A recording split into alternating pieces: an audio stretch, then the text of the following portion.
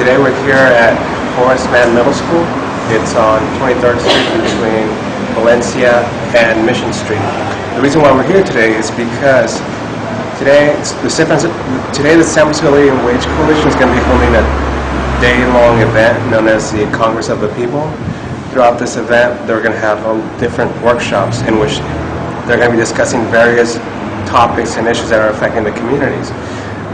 Part of this is so that we can begin coming up with ideas and taking a more proactive approach towards social justice. Something as far as creating coalitions with other organizations in the city who deal with the same issues and working together and making sure everyone has input in the proposals at the end of the program. So the purpose of today's event is to discuss the People's Charter, a document created by Jack O'Dell, one of the key members of the Civil Rights Movement during the 1960s.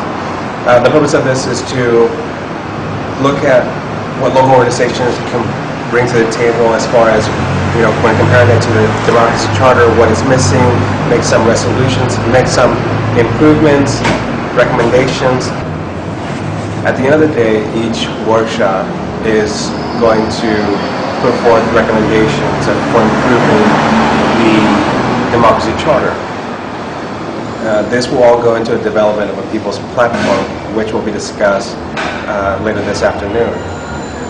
In the process, all these recommendations by the groups will be taken into consideration and will be voted on and so forth. Overview of what we're going to be doing today, and then we'll convene in the workshops. Now, the feeling of people was that today, that rather than having people that are just coming up and talking at people, that the focus would be on generating discussion. So the workshops are going to be discussion groups that at the end of the day will come together and have a report on the proposals that were developed in each of the discussions. I think all of us can appreciate the critical period that we're in right now. We're seeing continuing loss of jobs, continuing rising unemployment, people whose homes are being foreclosed on, and people being evicted, the environmental crisis and the devastation of the planet. So all of our eyes are really tipped in the balance at this time. What we came together today to do is to develop a vision of what a substantive democracy would look like.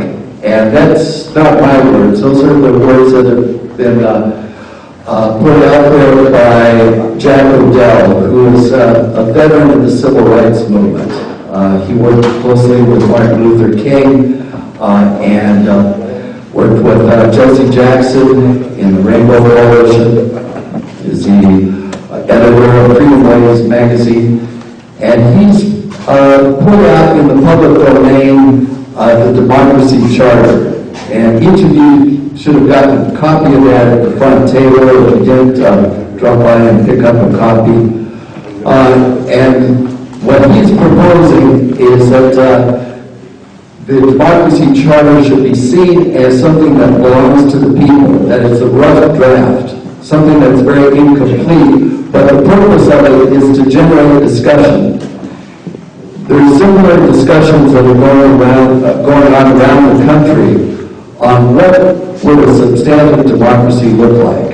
And in Jack O'Dell's words, we're not living under a genuine democracy. We're living under a democracy in form only. Something that we go to the polls, cast a vote, but in the interim, it's, well, in the words of Mark Twain, we have the best democracy that money can buy.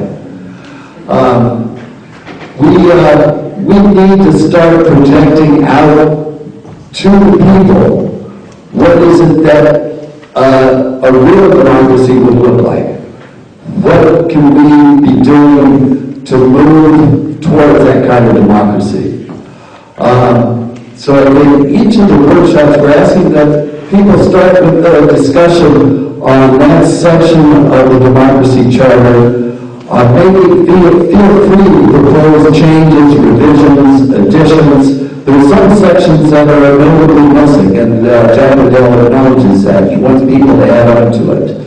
We're going to submit all of these proposed changes to a national coordinating committee, the Democracy Charter or Grassroots Organizing Committee.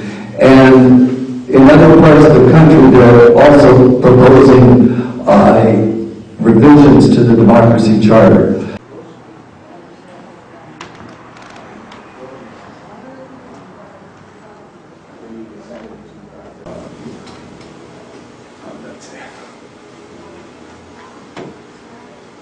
Great. Well, it sounds like we're all here because we're concerned about the problem of jobs and unemployment, and we come at it from a pretty diverse perspectives as far as like what we're doing personally and what types of organizations and work we're involved in. Well, actually, maybe since Carl gave us this the guidance for the workshop, maybe we should at least review this, like what the expectation was of this workshop in us, and then we can see if this makes sense for what. We're not this special interest. Why don't you explain what the acronym means for us? California State University System, right? The 23 schools in California in the middle tier of higher education, right? There's the 109 community colleges, the 23 state universities, and then the UC, the 10 or 11 UCs. And so I'm in the middle there, and that system is part of the California Plan for Master Plan for Higher Education was set up to be both good for California's economy and for democracy in California, because higher education is, democracy is served when we have more educated populace, and right now they're undermining that. We're all under attack, and the way that they're getting at the system is by going at the employees. They're saying state universities employees are a special interest, and so the work that I'm trying to do within my union in the CSU system is get people to say, we are not about, go ahead and raise student fees because then we can get a raise. That's not what we're about. We have to be against student fees, but we still need to get decent wages for ourselves. Yeah, Jack. I didn't catch your name. Elise. Elise. I wanted to address what you were asking about disaffected membership, because I think that problem is endemic to the labor movement. You didn't say if any of the people in your group held any elected positions in the union. Okay, it's a start, because that gives you the ability to act as the union, as opposed to just somebody who's like making noise. We in transport workers in my local, we had divisions. In our division, we had 1,700 people or so.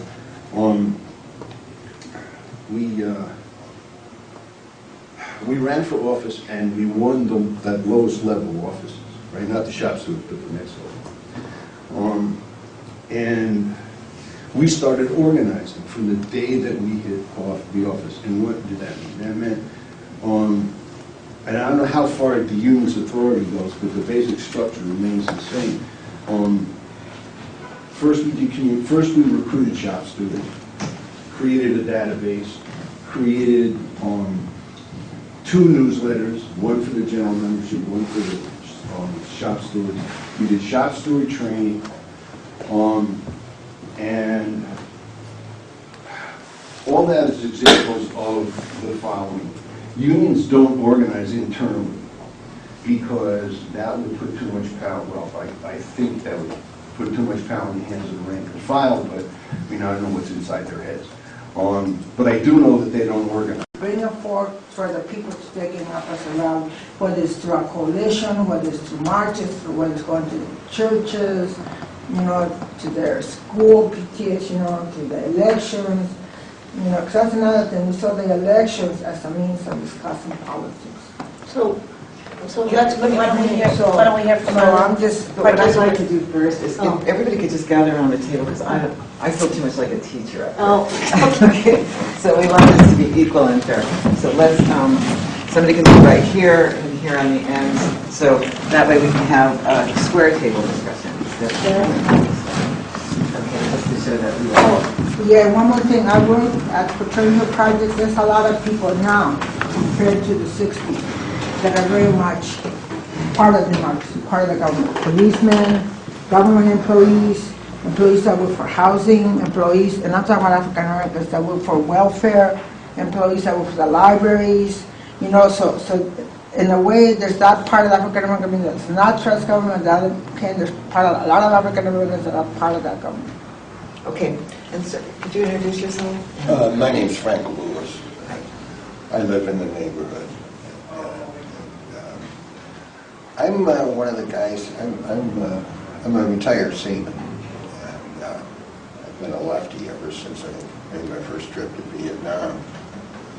And but I'm also one of the working stiffs in the city that saved us money. Well, that would, yeah. Well, you're going to... We'll have a report back on the 11th of December, some Saturday, someplace. Okay. Yeah. So, okay, so I guess, I mean, as far as reporting back, I guess that would do it for single payer. Resolving to fight the specific abuses of the Obamacare. Strategy to try to build up a fight for this one, single payer, when it comes up as a ballot measure. Support for HR 676. Support for SB 810, and particularly January 10th. What's that again? Support for the new state single-payer law, which may be SB 810, we don't know. Oh, okay. And specifically going up to Sacramento on January 10th for an action in support of it. It's a very problematic for the teachers union. I mean, it basically creates a mentality of we're going to defend ours. And then anyway, so I think that's one thing. The other thing I just mentioned here, and I understand the impetus, is that the quality of our public school education system is not a state's right issue. Obviously, that there is an important role in terms of potential federal policy. Unfortunately, largely negative now. But also, I think historically, public education has been linked to communities. And to simply say, especially in this day and age, that federal policy will define how public education is somewhat problematic. And I don't have a quick answer other than to say, that there needs to be a significant community worker, student community participation in determining the implementation of local policies. Because, I mean, even if things were somewhat better, talking about the original ESEA, I don't think that would resolve, a lot of the issues that we face right now. That is, corporate policy is, in fact, I would say it didn't begin with NCLB by any means. And you could look back is a manifesto to a nation at risk. By the way, Diane Ravitch doesn't do a good job on it all in her book, but that's another issue. But this thing had been building on many, many levels, on the lower levels, especially state levels. And I think in order to fight it, we have to be fighting it on that level. We can't just say, well, like unfortunately I think the NEA leadership did about NCLB, fund it and fix it. Let's get more money, and then and everything will be all right. No, I think that this fight, just like the March 4th battle, I think leads the way in locally and perhaps statewide, maybe even nationally, to the kinds of movements we need.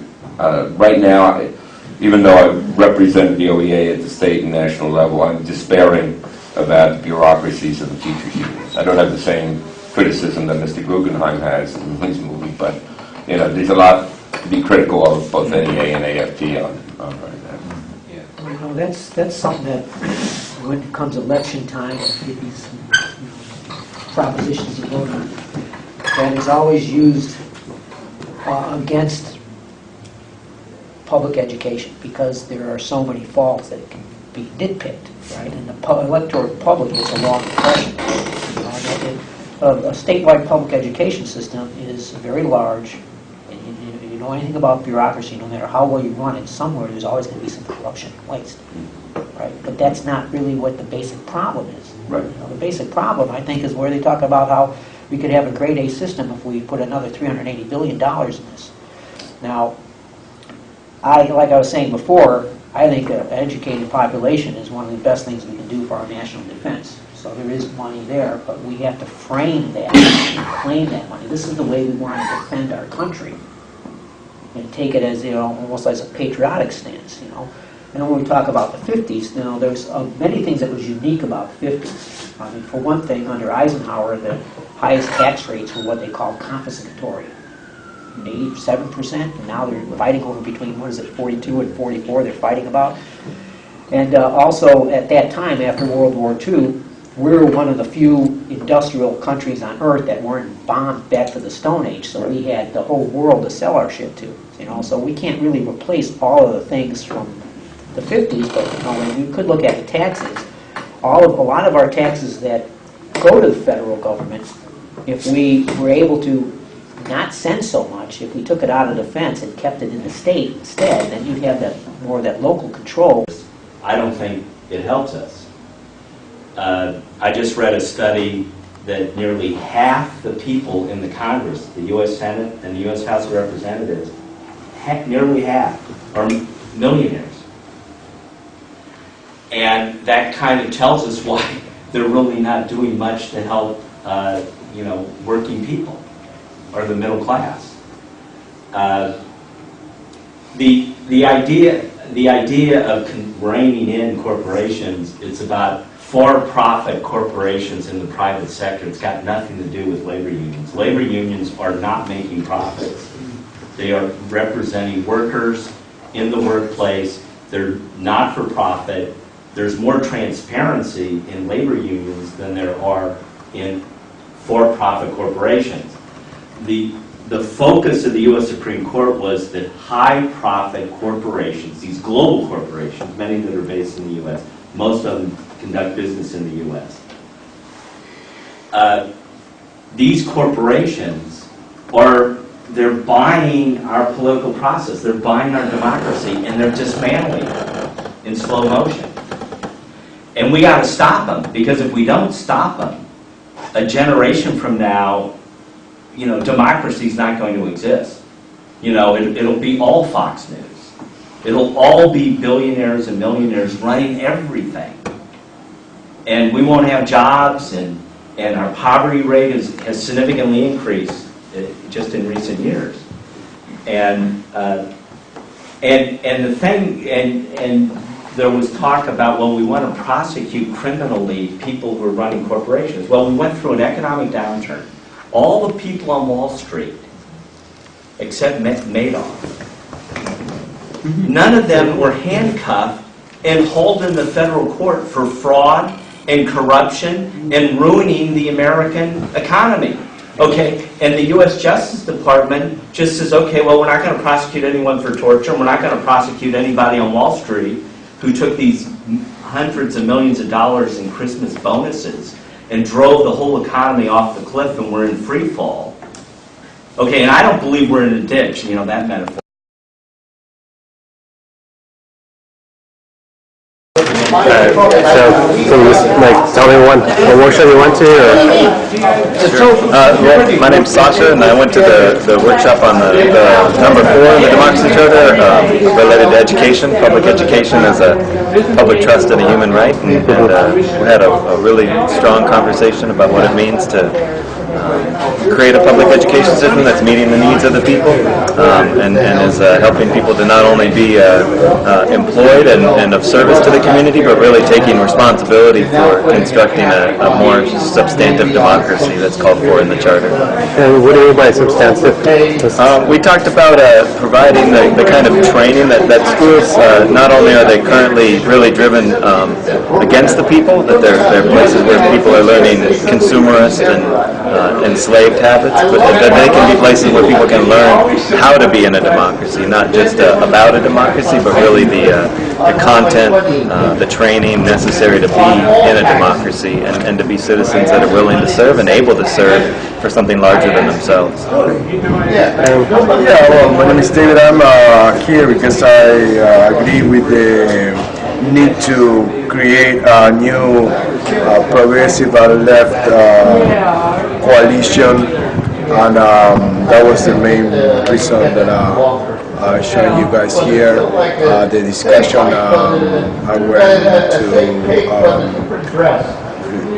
full employment and living wages was the commission that he participated, and it was a very interesting exchange of ideas.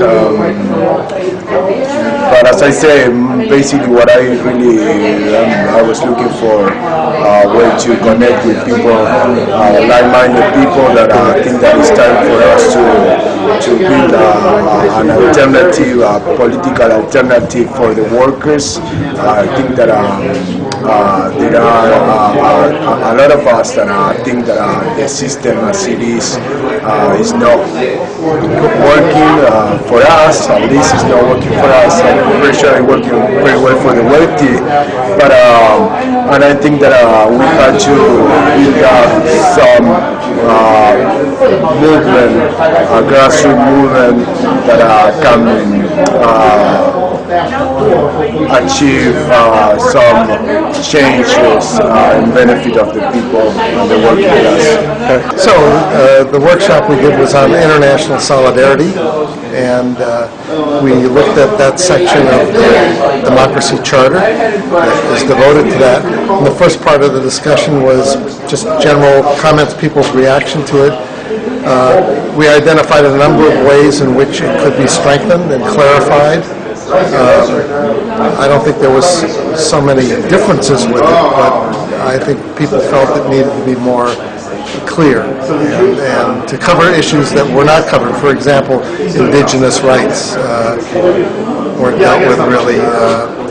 The whole question of the transition to a peace economy and what it means to have a sustainable economy and how that relates to militarism and the military domination of our economy. And then the second part of the discussion was more about practical demands, a list of points that could go into a platform, a people's platform of demands, like cutting the military budget and how that money would be used for human needs and to repair the planet and social projects. So we have a whole list of those things that we were brainstorming.